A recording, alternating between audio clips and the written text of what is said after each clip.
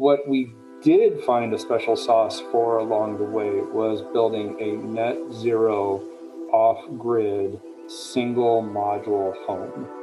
And that sounds a little bit of a niche, and it is, but what we found is there are quite a few people interested in having a little off-grid cabin where, it's maybe something a step above from, just building a shack out in the woods.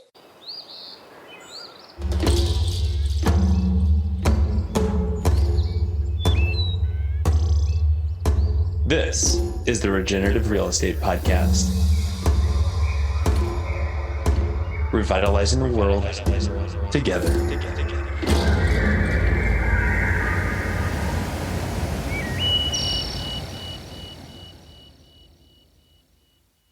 Welcome to the Regenerative Real Estate Podcast. This is your host, Neil Collins. It is a show that is supported by our work at Latitude Realty.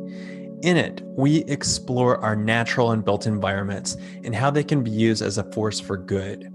The show sets out to inspire impactful ideas, meaningful change, human wellness, and ecological restoration through interviews and easy-to-digest conversations. Our guests range from industry leaders to iconoclasts, from both well-known figures to everyday people leading extraordinary lives. This is a show for people looking for education and inspiration on how real estate can be done differently.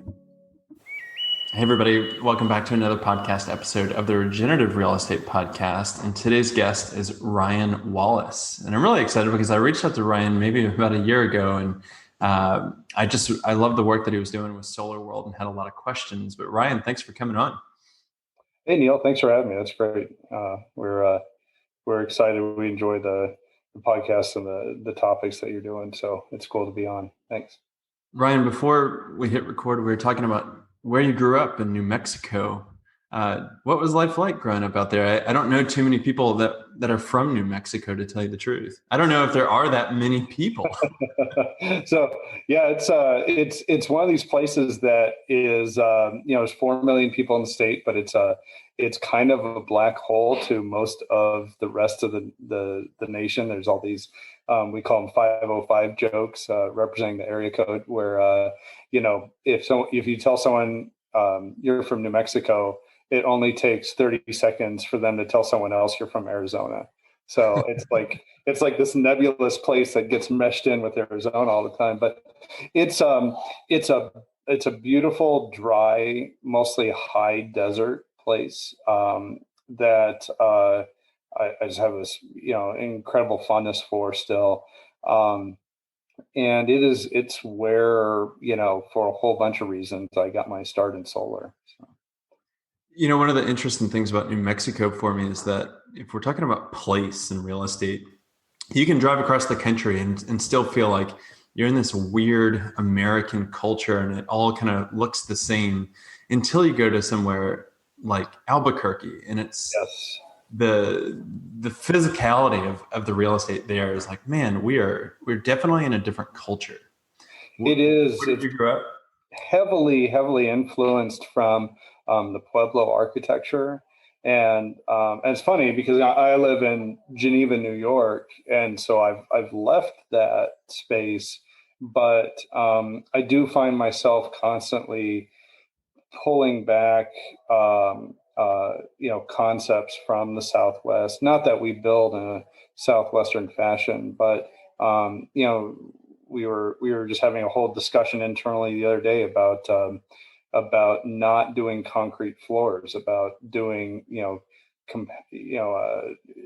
traditional foundations, but then doing, just sand and paver, flooring, or sand and brick, or, actually, there's some systems out there where you put foam board directly down on sand. And I lived in a house that had dirt floors in New Mexico. It had dirt, a little bit of sand, and then brick. But there was a part of the house, the laundry room, that was literally a mud floor. It had been treated with an agave fermentation that gave it kind of a I wouldn't say it wasn't a water. It was still water permeable, but it kept it bound, almost like a cementing agent. And it was an adobe home that was built in 1836. Wow. And it was literally made out of mud bricks. And it was fascinating because one day the frost-free faucet, it is high desert, it does freeze there. Well, funny fact about a frost-free faucet that we had outside of the building, funny fact about those is that if you leave them on with a valve, on the hose, not so much frost-free anymore. And the frost-free unit had burst in a deep freeze in Albuquerque, which happens.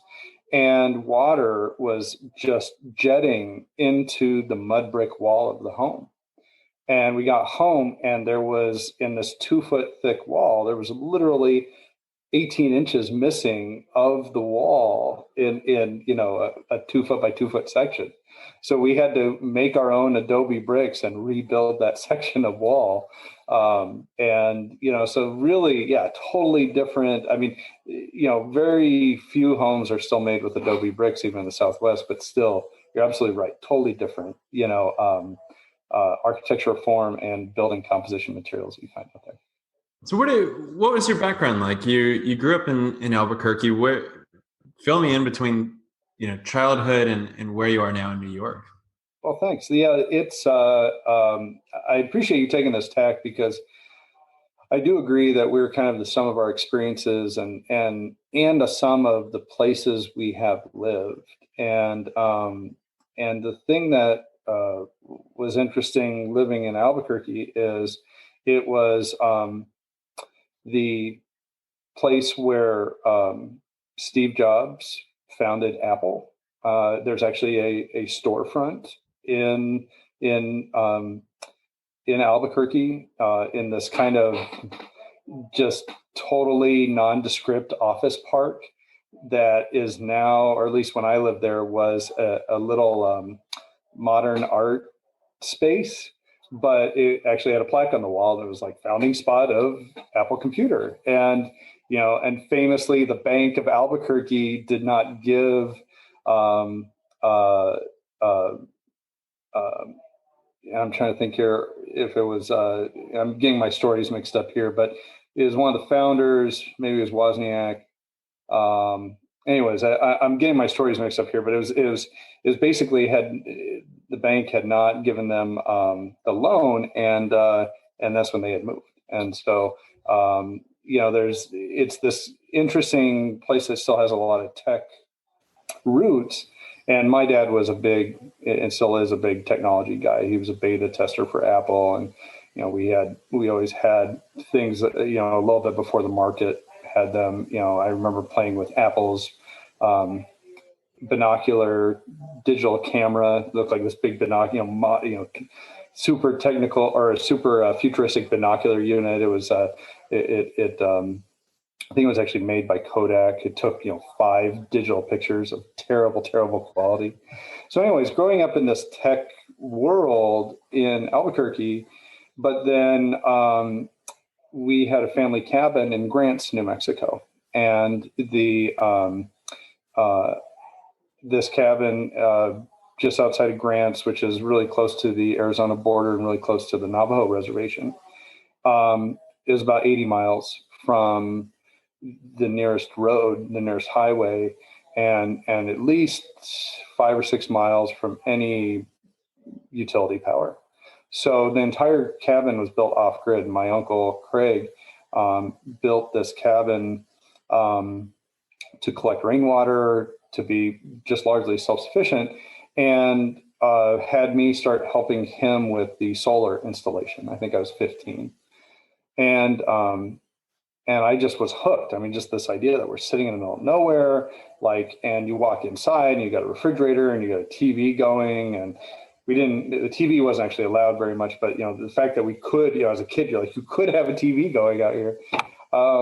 And it was 8 Siemens 80-watt solar panels that were $2,000. And I don't remember if that was per panel. I want to say it was It might have been for like 3 panels. I think we bought 3 panels at a time. But I want to say, I remember the 2000 stuck in my head because I remember as a kid thinking like, wow, these are really expensive. I better not drop them. You can buy that same panel now for $75. And just that's when it really caught my imagination. Ended up working in media and kind of taking this I studied journalism and got into media for a while, but was always drawn to shelter and this idea of, being off grid. And that never left me. And we continued going to that cabin all through my adolescence and adulthood. It was just the family cabin and just a magical, magical place. So. That's incredible. I love how those formative experiences just can really set you down a path, even if you meander off. Yeah. It sounds like you came back to it. How did you end up getting out of media and journalism and into building? Well, I was working at a TV station, and it was I had an opportunity. I was the new media director, building websites and managing the websites for a couple of TV stations, and was able to do more and more of this from home. It was kind of my first glimpse of being able to really work from home. And while I'm working from home and I'm living in this house built in, the early 1800s, and I was struck by, how much I was like rushing to get my media work done so that I could go, lay tile or, renovate a kitchen or, make adobe bricks in the backyard. And so I bought my first flip and did a couple flips semi-successfully. I found that my problem doing flips is I could not do a surface remodel. I could not ignore the 30-year-old furnace that was totally functional, but when there was all this new cool technology, heat pumps are starting to really pick up on the scene, and next thing I know, I've got $50,000 in new mechanical systems in this like flip that was supposed to be a $25,000 surface redo, and so not making a lot of money here, but still finding just a lot of love in taking these old spaces and making them new. And in that process fell into one of my first, smaller homes. It was 538 square feet. And we renovated that home, and the person who bought it ended up living there with a roommate, and each of them had a significant other living with them. So 4 people in 538 square feet. And the way we had built it, it totally worked. You had 2 suites with 2 bathrooms, with 2 entrances and 1 common room between them. And they made it work. And I'm not saying it wasn't cramped, but it was fascinating that like it was even possible. And it was the first epiphany to me that, we could format these homes in a way that, 4 people could actually live it decently. And then my mother always likes to remind me that growing up in Germany, there were 8 of them in a 500 square foot apartment, and, they made that work. So, she wasn't so impressed, but that was, getting into those flips was really my first then, epiphany into smaller homes. And so where did it go from there? I know that you're doing more modular stuff now from what it looks like, but I don't want to tell your story. I mean, I'm really starting from scratch here. I'm so intrigued to really understand how you are taking this flipping concept. You're starting to see that you can build smaller, or at least adapt smaller spaces. Did you make a switch into building new, or what's the path to get you into New York? So we, I met a girl. She picked me up in a bar, as all good stories start.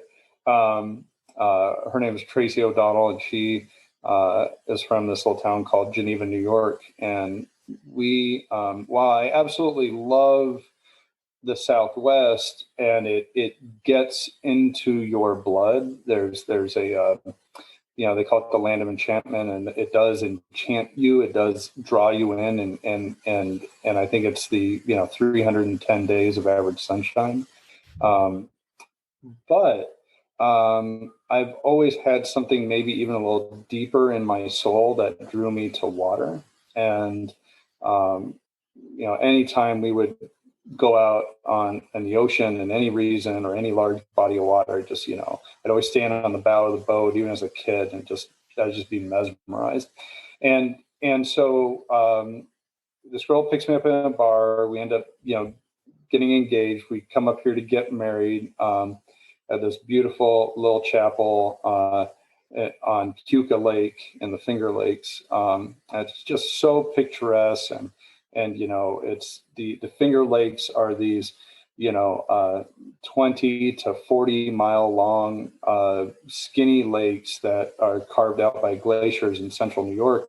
And here I am, like, we're up here to get married, and I'm sitting at this cafe and looking out over the water of Seneca Lake, and it's just that part of my soul just kind of waking up more and more. And I'm like, man, we need to live here. This is, the emotional part of me started talking. But we didn't, jump in right away. We had already started a solar business at that point, a solar distribution company. And, we were very focused on, how to make that succeed. And so we wanted to make sure that, we were just jumping into things. So we built a spreadsheet. And in the spreadsheet, it had everything from, the soul factor, which had a quantity attached to it. But it also had things like, quality of schools, and New York, gets maligned in these different ways for taxes and stuff. But, school funding is just tremendously heads and tails above what I was used to in the Southwest. And, people are seeking low taxes in the Southwest and the South, but, everything costs money. And, you can jump into a relatively new market that has relatively new infrastructure and pay low taxes, but eventually that bill is going to come due. You're going to have to replace that infrastructure. And up here, they've kept up the funding into the schools, and that was a big part for us as we want to start our family. And the second thing was looking at natural resources for the next 50 years. If we're going to really settle down and invest heavily in our local community and in our homestead and our business, are there macro factors that are going to make us regret where we move or reward us where we move 50 years from now, right? And my concern in the Southwest was, as much as I love Albuquerque, while I was still living there, they started drinking river water because the wells were becoming unreliable, and the aquifer levels were so much lower than what they had originally thought. And so, there is a real issue now that your vital sustenance to living is coming down a river, and they actually had to drill through a mountain to get it from the other side of the Continental Divide. And so now this where we were living was, potentially at risk in the long term for not having enough water. You're relying on contracts and agreements between states, and it was a little scary for me to think that in our little wedge of life that we carve out and invest in, that it could be upset by something as fundamental as availability of water. So that, in that long explanation, but all that led to us deciding to move towards the Great Lakes, and then Tracy being here from Geneva, it was pretty easy to settle into this great little tiny urban center of Geneva, New York. So. Ryan, let me ask you, I mean, the conversation about climate change and water hits home for me because I mentioned this earlier. We just drove from Portland to Austin, and along the way, we saw numerous places that water and natural springs that were once the cradles of civilizations were dry, and it was a ghost town. And it wasn't just one place; it was many places, and there's a lot in there with colonialism and the indigenous communities and things like that. But what do you see as migration patterns as we do get into to really seeing the firsthand effects of climate change? Well, I think people tend to, think medium to short term. We may think of ourselves as long-term planners, and I like to hold up that spreadsheet story as how sage and wise I am to look so far in the future. But 99.9% of my daily concerns have to do with next week and next month, and so I think I'm no different than everyone else. And I think in those migration patterns, it's really easy to say, okay, globalization has hurt the Northeast and hurt the industrial base up here, and therefore hurt the tax base, and therefore property taxes have gone up. And so as I retire, if I'm in my 60s, I'm going to go to some place with lower taxes, maybe less children, less need for funding of schools, or just generally newly developed areas, especially the Southeast. And it's easy to make that 5-year decision of I'm going to move to the Sun Belt state. That's where you see the migration right now, right? It's moving to the Southwest and to the Southeast. The issue that I see is if you're planning for a return on investment that's 50 years from now, where do you invest? And again, it's not that I think every day about my 50-year returns, but I did have the privilege to choose, where I was going to make that one big decision to invest my energy geographically for that 50-year return. And that was where there's water. We're within 500 miles of 1/4 of the world's fresh drinking water. And there is zero other resource that will be as valuable in the long term as fresh water. I mean, you think about it, the necessity for agriculture. Agriculture is the primary use of water, and you're already seeing that strain in the Southwest. Those places you drove through. I mean, I know them from growing up. They literally. I grew up in the what's called the North Valley of Albuquerque. It was a largely agricultural area, and now it's the place that everyone wants to move to because it's got these big cottonwood trees. Those cottonwood trees there's no such thing as a young cottonwood tree in the North Valley anymore because they were spread and are the result of natural flooding. That's how these big trees would come to be. And really the only shade trees that you generally find in Albuquerque. There's no such thing as naturally occurring young cottonwoods in New Mexico. So this area, what they call the bosque, the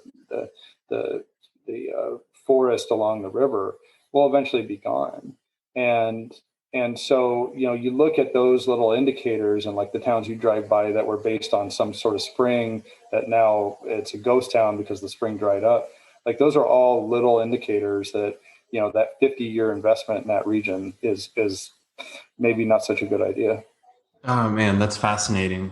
So tell me about Solar World. How did you transition from selling solar panels into what you're doing now? Like, why don't you give us an introduction into how you started Solar World, or like really the backstory behind present day?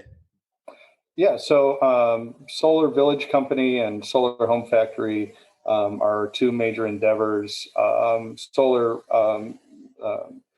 Village Company is our development company, and we've built our first solar village in Geneva down by the lakefront, and we're building our second solar village right now a couple miles away in this 50-acre farm setting.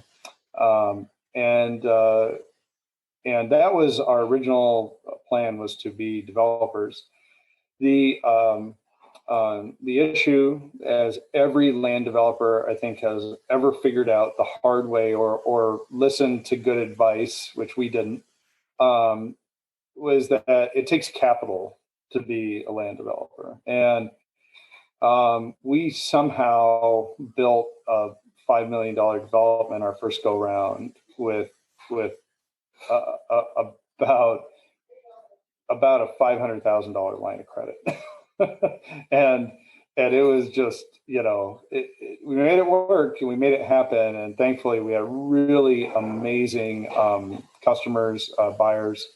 We called them early adopters, who put in money early for their homes, basically at risk, and hoping we would follow through, and we did. And so that was huge.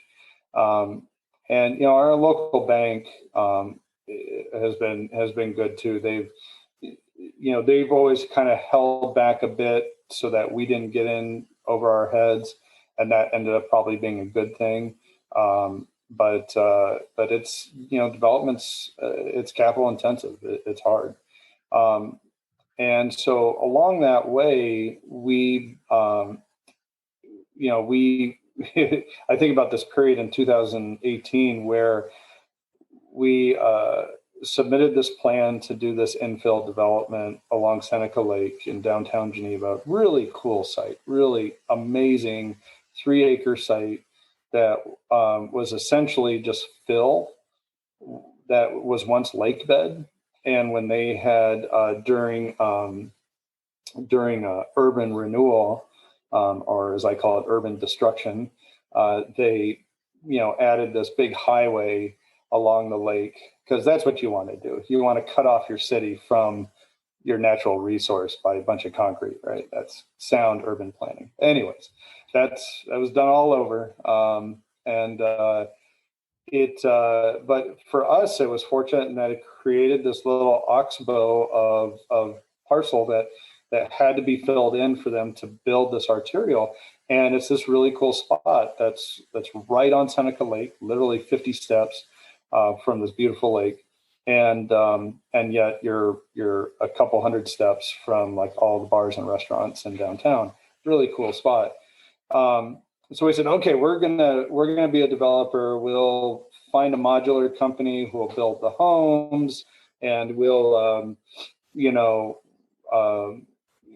I'm kind of skipping over some parts of the story, but we had transitioned from being solar distributors to solar installers, and did a few hundred projects. But really, it was kind of a detour for me. We housing has always been kind of what we wanted to do. And so we said, okay, well, we know how to install the solar. We'll install the solar. We'll buy some modular housing. We started talking to all these modular manufacturers, and where we expected to be able to get kind of no nonsense boxes, we figured it had to be cheaper than site building. So we should be able to get these things at like $65 a square foot, right? So just the frames, and they're coming in at $120, $130 a square foot. And we're like, that's nuts. If we're going to pay $130 a square foot, remember, we're still new at this, so we think 130 is like super expensive. And we're new at new construction, so we think this. And so we say we can do it ourselves for $130 a square foot. So let's go build a factory. Let's go build a modular factory. We're stupid. We're crazy. We're undercapitalized. Why not? So we go and we build this little 7,000 square foot pilot. We call it a pilot building, but it's our little boutique modular home factory. And so was born the Solar Home Factory. What is noteworthy is we did end up being able to build a fully net zero completed modular home for $157 a square foot. That was certainly more than the 130 that we thought was crazy, but now knowing the macro picture, I actually do think that's still fairly remarkable that without scale, without true production line values, we were able to get that, a fully net zero structural insulated panel assembly, wall assembly home built, for fairly reasonable price. And the key to that was the factory, because our crew did everything. We quickly found we didn't have to subcontract hardly anything. We have one subcontractor now, our Finnish subcontractor, Justin McLaughlin, but he's practically part of our team. He just, happens to have his own company, but, he's fully integrated into our process. Everything else, roofing, solar, carpentry, electrical, plumbing, HVAC, is all done by our crew. And I think that's key to what's allowed us to get that price point. Ryan, let me ask you, if you're buying and building a warehouse in the Solar Village Company and you're going for modular, that doesn't sound like hey, let's do a development project and stop and just vertically align. That sounds like, hey, we're creating the systems to either sell them retail or really put all our chips into, we're going to do more developments. What was the line of thinking there? So I think you're giving us too much credit early on that we were thinking. I mean, certainly there was generally a notion that we would do more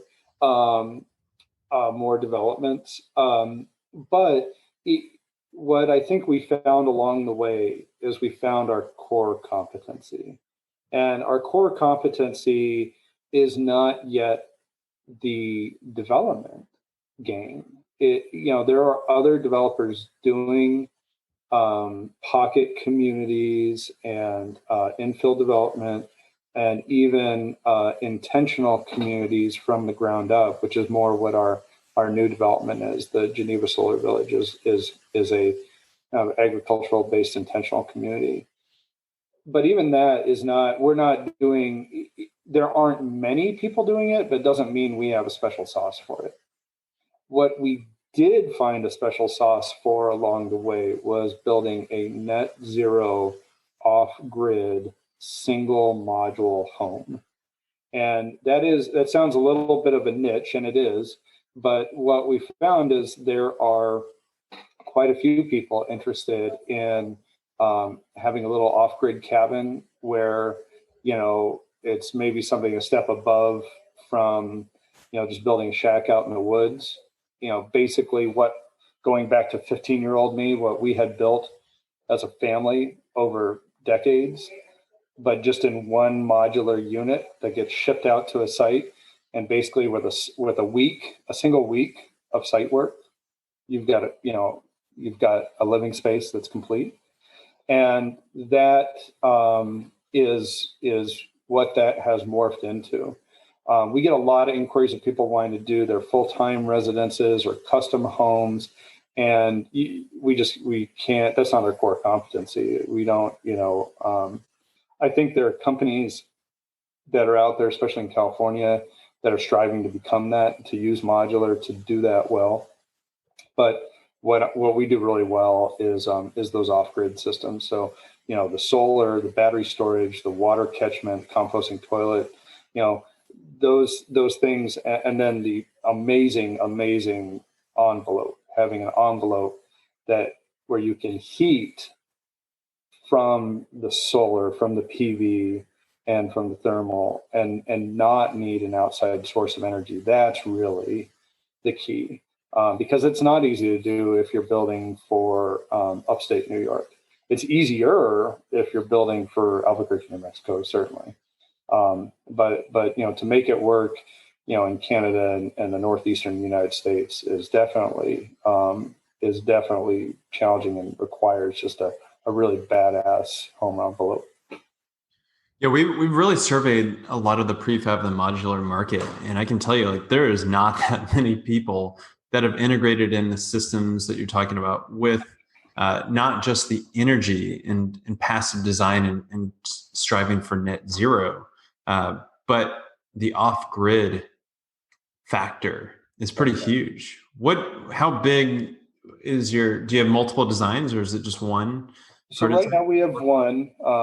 It's the Model T of modular off-grid housing. You can have whatever you want as long as it's the solar pod, um, and it's um, what we have done is we've started offering it in two versions: a finished version, which is very limited in your selections, because again, that's not who we are. We aren't a super high-end finish carpentry company that can do, I subscribe to all these tiny house blogs and Instagram posts, and there's tiny home builders out there doing really beautiful craftsmanship interiors of these tiny homes, and you can get 100 different farm sinks and 1,000 different cabinet and counter and flooring options. That's not us. We can build you a really robust off-grid home. And what we found is that there's a large number of people saying, "Yep, you just do that. I will, pimp out the interior in my very specific style." And we call that the heated shell. So that heated shell, I think, is going to be more and more what we focus on. Again, we can finish it out, but it's, are we really providing value there that no one else can provide? And the answer is no. Are there lots of other people out there, like you said, who can provide a home that you can just plop down on a remote piece of property and it's totally livable? Not so much. And that's where we think we have an opportunity. Hey, everybody, this is Neil. We are going to get back to this great conversation in just 1 second. But I think it's fair to say that right now we are facing some pretty unprecedented challenges in the 21st century. I mean, you name it, environmentally, socially, economically, we've got some big problems that we need to overcome. And that's why, for me personally, and the people that work with us at Latitude, we want to dedicate our time and our energy so that we are not only working to put food on the table and a roof over our heads, but also make the world a better place. And so if you are at all interested in combining your sustainability values with a very powerful financial model of real estate, then I highly encourage you to check out what we are doing at Latitude. We are creating something truly special with a tribe of change agents that for now is working across North America. And hopefully one day in the future, with you coming on board, we can be working across the globe. So please check us out. You can go to www.chooselatitude.com, or you can find us on social media at latitude.realty on Instagram, and we are also on Facebook. Okay, let's get back into it. Well, how do you do that? Are you doing more panelized modular, or like if you buy a property and it's pretty rural, upstate New York, how do you take it from your manufacturing warehouse to the property and assemble it? So it's a good question. What you brought up here is some different terminology. So there's lots of different modular. It's panelized modular. What we do is volumetric modular. So it is the fully assembled home in 3D, right? So we're not doing any tilt-up construction on site. The home, what we call the solar pod, that's the product. The solar pod is a 12-foot by 40-foot. And so it can travel down any reasonable size road with a basic transit permit, a basic oversized permit, what they call a nationwide permit. And so it does have to be transported by a company that specializes in that. Luckily, that is also an industry that has been built up, that oversized transport industry. And has become very efficient because it was based around cheap solar wide or cheap single wide mobile homes. So, no one's going to pay 10 grand to transport a beat up old single wide to get it off a lot. You can get these transports done at a very reasonable price. There's guys who who, as long as it's within a 1-day transit, can do it very efficiently, very quickly, and they don't charge a lot. And so transport's not bad. You do need to scout the route and make sure that you don't have any tight turns and such. But we've had people inquire in locations that were incredibly remote, and literally we were going to get it to the site, and then their site contractor was going to rent a dozer and literally drag it up the hillside with the dozer. So, I mean, you talk to these local GCs, they'll figure out a way. The good ones will figure out that final mile process and get it into some pretty remote sites. Getting it the first 499 miles is pretty darn easy. And depending on the site, even that last mile can sometimes be easy. It just depends on how eccentric you are in your placement of your home. Well, with the net zero component, how much are you having to look at site orientation? Well, so you do have some requirements, but they're pretty easy to tick off. So what we do is we provide a diagram. We say, if you take a compass, you point it south, does your site look like this? Does it have a lack of obstruction to the south between 9 a.m. and 3 p.m.? And we can even do that a lot of times on Google Earth. We can just see, they can describe where the placement's going to be. We can take a look and see what that impact is. We've done that literally thousands and thousands of times when we were installing solar on existing homes, because that was the exact same question. Where I live, is it going to be, adaptable for solar? And so we've gotten pretty good at that.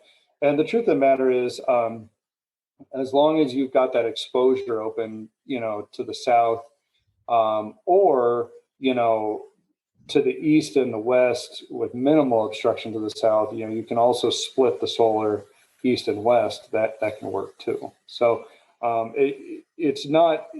it can be a challenge at times, but it's rarely a deal breaker, I should say. What about the water issue? Are you designing all systems integrated within the unit for that? So it depends on type of use, and that's true for all the systems. So if this is going to be your primary residence, and you're going to live there all day, every day, and you have, you're going to have 4 people in the house. Well, that demand is certainly going to be dramatically different than if it's your vacation getaway. So you do have to size it to that.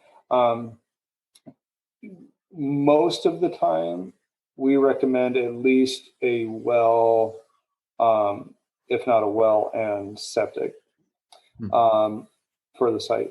And usually that's not that hard. So you've got, our big thing is we want to do the things that are not, you can't just open up, Google and find a contractor to do, right? No one's finding the off-grid self-sustaining home category very easily. But it is relatively easy to find a contractor who can put in a well, put in a septic field, and install 10, 18-inch concrete sonotubes in the ground for the home to sit on, right? That's fairly straightforward, can be done in less than a week's time. It's not to say you have to have those things. You have to have the well, you have to have the septic. You can work off of, composting toilets and water catchment. But you are limited in how much you can collect versus how much time you're spending in the home. And also you want to have those days of autonomy. So whether you're talking about the battery storage or the water, you want to know that if you get a streak of no rain for 3 weeks, that's not going to be an issue. Or if you get 3 weeks of overcast, that you're still going to have power. And so it does mean that you need to look at that case by case. The home itself is very specific. Solar pod is very specific, what we can provide and how long that will last.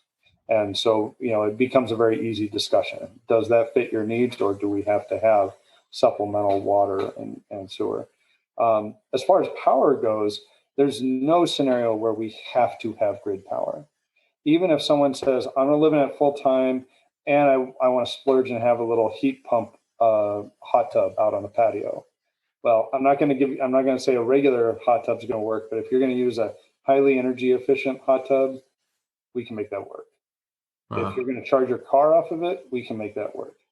What it means is a small sacrifice. It means that you may have to add a small propane generator, but you're not living off that generator. It means that the generator is going to be at one more little piece of the puzzle, and our system is designed to trigger that generator just when it's needed. So just in those worst of days when you still want to use the hot tub, or it's been 3 weeks without sun, without really sunny days.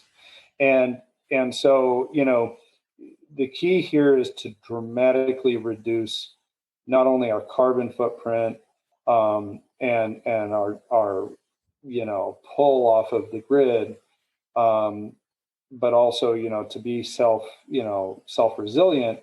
It doesn't mean necessarily cutting carbon out 100%.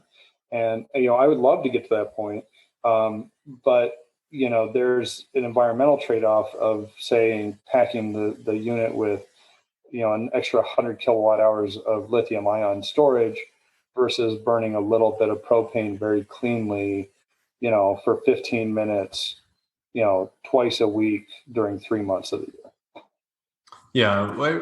What's your geographic range on these things? How far have you been able to ship them? I know there's a big debate around range and materials and the intersection between that and carbon. So for us, the big thing is our shipper wants to be within a single day drive.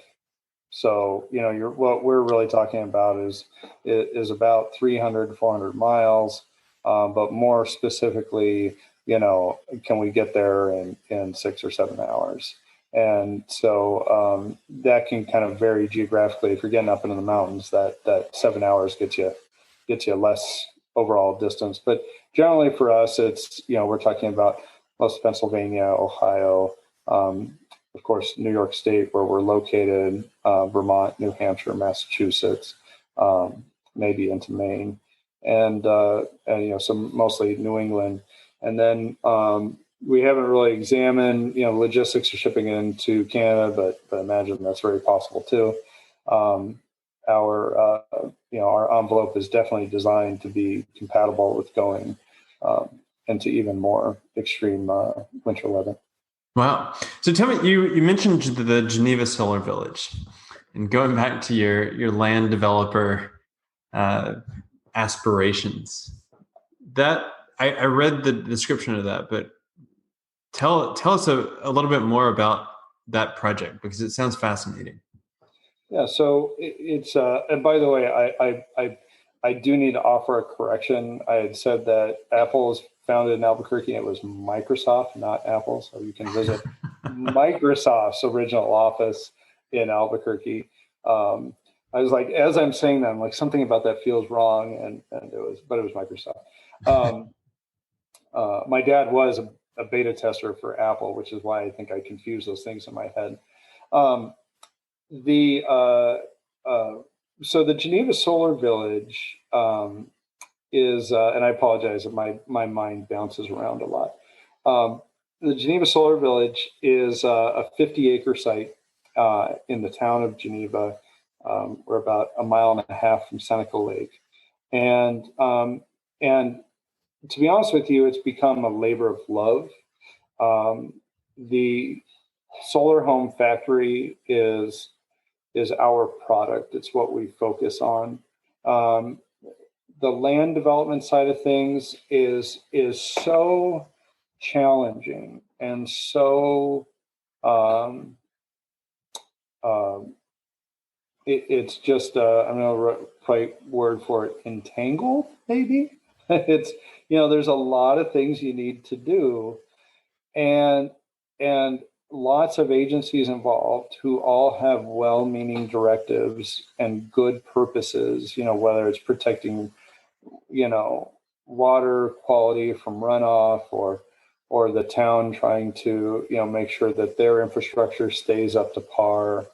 But it creates layers of complications. And so, a project that you think, we should be able to plan that project out in a year, is now into its, third year of planning. We've finally broken ground. Now, I think some of that's inherent to raw land development. And, I have lots of thoughts that are probably worth a whole separate podcast on how we could better develop land in the United States. And, in a lot of ways, our land development code and process is still very geared towards suburban macro development, just clear cutting everything, creating your cul-de-sacs. And, that's, everyone says that's not what they want anymore. And yet I'll just say right now that us trying to preserve the natural land and the forest has proven to be infinitely harder than if we were willing to just come in here and clear cut everything and just, and just shape it to our will, which I'm not willing to do. So it's definitely taken longer. The development is going to be 72 apartment homes and about 20 or so single family residences. The whole development will be not only net zero, but net positive. It'll produce more energy than it uses. The site already has a 15-acre solar field that we developed back in 2015. That's been operational for the past 5 years. But that's just actually coincidental because all the homes have their own solar. All the apartments buildings have their own solar. And in fact, the building that we're bringing out of the ground right now is a 12,000 square foot multifamily building. That is the first net zero multifamily building in our area. It's only the second or the third in the state, I believe. And so it's like I said, it's a labor of love. It's a lot of work. If I put this much work into the solar home factory, we probably would be talking about, our 500th solar pod being built instead of our, 19th. So, it's definitely, it's not the direct reward that you get in terms of how much effort you put in. But what we're trying to do here is, when we're done with this effort, have created an intentional community that is, that comprises a whole bunch of different people of different backgrounds, but just with the overarching goal of dramatically reducing the reliance on the central utility and carbon-based fuel sources. Yeah, I don't know too many first movers like that just say that it's a breeze, and but I do think that it's a critical role that you're playing right now is really spending the time to put in the brain trauma to figure this out and to show people what's possible, because it creates generative ideas of like, well, they did it in New York. Maybe we can do it somewhere else. And I think that's the amazing thing, is that you can really kind of trace back, especially in sustainability and regeneration. There's this lineage of like, where did you get your inspiration from, and what shoulders of the giants that came before you did you stand on? And I think you are definitely playing that role of look, we're going to figure it out now, but really what's going to come from that. And I'm very excited. And that's the reason why we even have this podcast, is to like, how do we go find these voices and amplify that so that those ideas can spread much faster than, hey, let me go take your multifamily apartment, kick out all the tenants, crank up the rent, and then put it back on, and I just made $300,000 and I'm going to sell it, and then I'm going to go flip a bunch of homes in Phoenix, and they're all the same thing. And like, there's just no intention to the mainstream real estate industry. And I can't do it for longer than half a decade before I'm just like, you know what? I need to lead with my values. And that's what I Yeah. see in your company. And I appreciate you phrasing it that way, because I do think there are multiple other people who are willing to put their money and their effort and their sanity at risk. And so it's good that you're putting that out there, and getting it definitely makes you feel like you're not alone. The thing that's been really challenging for our team is that feeling of aloneness, that feeling of, um, gosh, we thought we were going to be able to build, net zero, modular homes for $100 a square foot, and it turned out to be 157. And so we've now got to bridge that delta because we sold the homes, for too little. And it creates a lot of stress. And, we have all these, cash flow discussions and meetings with vendors. And luckily we've got, amazing local vendors. We've stuck with mostly local companies for our supply, and they've been able to work with us, and we've tried to reward them for that. But there's always that feeling of kind of aloneness. I know my wife, who's our CFO, feels that a lot, that, she's stuck trying to figure out how to pull this all together. I go out there and I make these crazy ideas, right? It's easy for me to say, yeah, we're gonna build a net zero, we're gonna build our own factory, and it'll be great. And she's like, yeah, that's wonderful. Why don't you come over here and look in QuickBooks with me? And that's when I run away. So, but she's handled it and handled it, wonderfully. And that is something that I think we as a country honestly need to find more support systems for. And I don't think it's necessarily grants. We've been fortunate enough to get a number of grants from our state agency, which is called NYSERDA, and we're appreciative for that. But really, what we need to be doing as a society is when you have these big multi-billion-dollar organizations who have a shared value with companies like ours, whether they're governmental or they're NGOs or large wealthy folks who want to improve sustainability.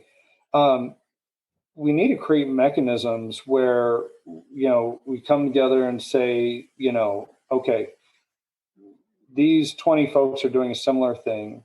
Let's put them into a room together. Let's put a little bit of money into kind of the soft costs of figuring out what they did right and what they did wrong. Put it together into a bit of a developmental manual, and then as long as you follow the manual, and we underwrite you through the manual, we'll fund it, right? Because that's the issue is not just having the money, not just having it underwritten, but also knowing that your business plan is sound, or at least has enough features to it that other people have tried and have proven out.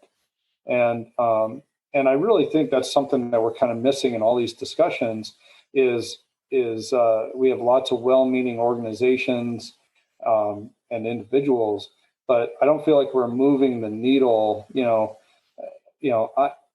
This is going to make me some enemies, but I hate LEED certification. I think it's a freaking joke. Like, I go into these beautiful $500 square foot buildings that are LEED platinum, and I'm like, good for you. You learned how to spend a whole bunch of money to avoid one thing, and like, that's not enough. Like, when we build this apartment building, if we screw up horribly, we'll build it for $165 a square foot for a completely net zero apartment building. Like, there's no reason we should be, creating a huge industry on certifications if the net result is $500 a square foot or even $300 a square foot. That doesn't solve our housing crisis. and it doesn't solve our sustainability and housing crisis. And I'm getting worked up now, but I'm just, I these are the issues I face, and I really hope that that we'll start to see, perhaps people listening to your podcast, we'll start to see the needle move more on the thing that makes development really happen, which is of course underwriting and money, and but to your point, we got to put the people in the room together to make sure that the best practices are there, so we're not just throwing that money at unproven ideas that someone else has already tried. So. Yeah, well, I think that you're definitely in that space and moving the needle. I mean, we've been there just trying to finance a tiny house that the bank was saying, there's no comparables for this. We can't do that. You can't build this. And so just looking at your unit mix allocation on Geneva to say, hey, we're gonna go heavy on rentals, and then we're gonna do less single family homes. Like, that is not something, for the listeners out there, that you see a lot of developers doing. It's a very different business model. And so I hope that the direction that you take is to realize that you're not alone, and we really applaud the work that you are doing. And I do think that the wave is building, and that's what we're feeling, that more people are starting to tune in, and to really, not to go too woo-woo, but I feel like with maybe it's COVID, maybe it's just climate change and kind of everything hitting the fan all at once, that an equal reaction is coming with a rising of consciousness, and people really seeking out what are the solutions that I can align my values of my life with my living, with the food, with the locations, every topic that we hit today, from your backstory to how do I create a spreadsheet of all the things that we really value in our life, and really looking at micro and macro. A lot of people are in that space right now. And I think that you're very well poised to really see the hard work that you put in really build some steam there. Well, I appreciate that. It's it's heartening to hear. I want you to say this to my bank. Oh, to be fair, we just closed on our loan for that building, so they are taking care of us. But it's but I hope you're right. And I do hear more and more people saying, like you said, maybe coming out of COVID, saying, I don't want to be stuck in my New York City apartment that has no resiliency built into it at all, next time this happens. Hopefully there isn't the next time, but we didn't think there would be this first time either. And it's not to say that density is a bad thing at all, but I will tell you, we are getting a lot of people calling in from big cities who, the easy first step for those people getting out of the cities is to buy up stuff in the suburbs, right? But which bothers me a little bit, because I'm not a big fan of the suburbs, the traditional suburb. But there's luckily a limited supply there, and I think there are a lot of people left saying, okay, I don't, one, there isn't an option for me to just move into some cookie cutter home, even if I wanted to. But secondly, I don't want to give up that urban feel. I don't want to give up that feel of density and connectedness to the people around me. And so I do hope that we see more and more of that, because that's really, those are the people we want. We don't want people of particular denomination or background or belief, but we want people in the community who just say, I want to live in a place that is like a village of old. The energy from the children infused the older people, the knowledge of the older people, enlightened the children. That happened in villages. if one person ran out of food in a village, there was someone else right there who could supply that.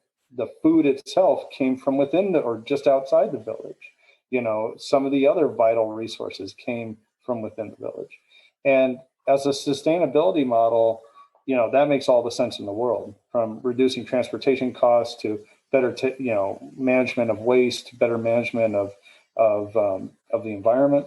But it also makes a heck of a lot of sense coming out of COVID to be like, where can we live where if we get locked in again, we're locked in a village and not, an apartment. So I'm hopeful.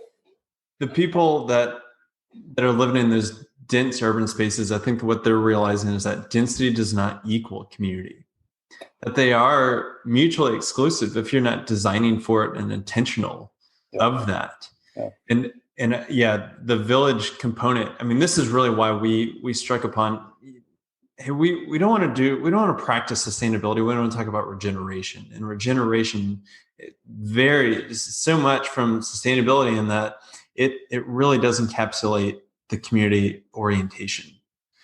And if you can incorporate that in with health and wellness and sustainability and ecology, then it's just a very different game than, hey, let's just strive for net zero. That's great.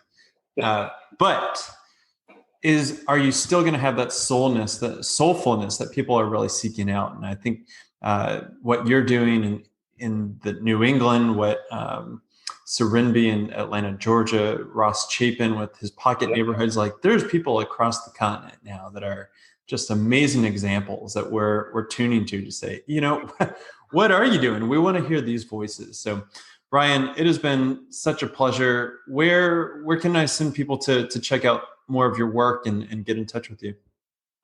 So just go to solar-village.com, and that is all the information about our Geneva Solar Village, and we are taking applicants for the rentals, and to learn more about Geneva, New York. Just Google. It's a beautiful little city of 13,000 people on the lake out here. And I want to thank you again, Niels. I every time I do one of these, I come out of it, enthused in that, almost like it's a self-pep talk. but by hearing what you're saying about, others out there, wanting to do the same thing and doing the same thing, you're more connected to that than us, and it's great to hear, and we applaud it. And thanks again for taking the time to have us on. Thanks, Ryan. Take care. Okay, everybody, that is a wrap. This is another just great episode that I'm so glad that you're able to tune in. And thank you for being interested in regenerative real estate. What we are trying to do is help people and planet thrive together by using the built environment as a catalyst. And so I've got a couple big asks for you. Number one is, can you please go to wherever you're listening to this podcast, leave us a rating and review. Those actually go so far. And since this is such a passion project for us, we really want to be able to attract the best thought leaders from around the world.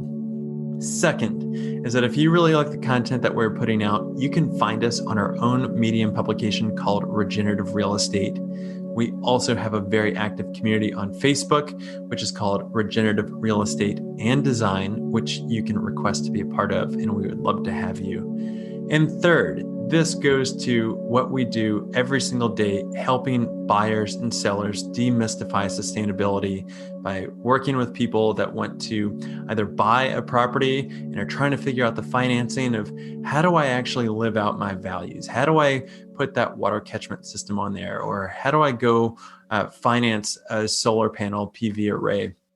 Or maybe I want to live closer to nature. And what are the properties that are out there that I can do that? And so we represent buyers like that. We also happen to represent sellers that maybe they've already invested in sustainable features. Maybe they have a living building or a LEED certified project. we want to help tell that story. So much of what goes on in the real estate industry is transactional thinking at best, and it translates down into agents just really don't know anything about sustainability. And for us, we think that the value is there, and we want to help highlight really the intrinsic value of it, not just the bedrooms and the baths and the square feet of what typical marketing goes on. So if you know of anybody that wants to buy or sell these kinds of properties that we're talking about, please reach out to us at Latitude, and be sure to subscribe for another great episode coming up next week.